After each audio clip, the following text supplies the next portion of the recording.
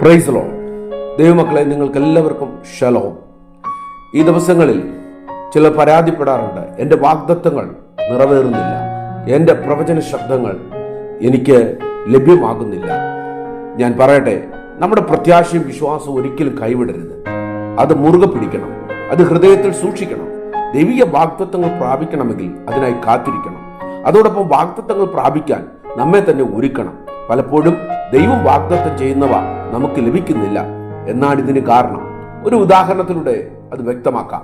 ധനാഢ്യനും വലിയ സ്ഥാപനങ്ങളുടെ ഉടമയുമായ ഒരുവൻ തന്റെ ഉറ്റ സുഹൃത്തിനോട്, തന്റെ മകൻ പ്രായമാകുമ്പോൾ അവനെ ഞാൻ എൻ്റെ സ്ഥാപനത്തിൽ മാനേജറാക്കാം, അവനെ മറ്റങ്ങ് വിടേണ്ട.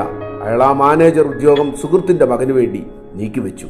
അത് അവന് ഉറപ്പായി ലഭിക്കും. എന്നാൽ സുഹൃത്തിന്റെ മകൻ പഠിപ്പിൽ ഉഴുപ്പ് കാണിച്ച് പരീക്ഷകളിൽ തോറ്റ് സ്കൂൾ വിദ്യാഭ്യാസം പോലും പൂർത്തിയാകാതിരുന്നാൽ അവന് മാനേജർ ജോലി ലഭിക്കുമോ?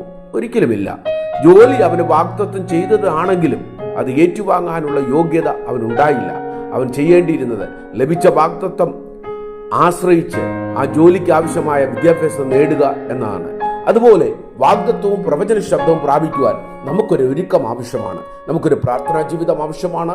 നിരന്തരമായി സഭയിൽ പോവുക അത്യാവശ്യമാണ്. വിശ്വാസത്തിന്റെ വചനങ്ങൾ കേൾക്കുകയും പറയേണ്ടതും ആവശ്യമാണ്.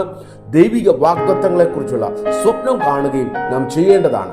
അങ്ങനെയാണെങ്കിൽ നമ്മുടെ വാഗ്ദത്തങ്ങൾ വേഗത്തിൽ വെളിപ്പെടുക തന്നെ ചെയ്യും. കർത്താവ് നിങ്ങളെ ധാരാളമായിട്ട് അനുഗ്രഹിക്കട്ടെ.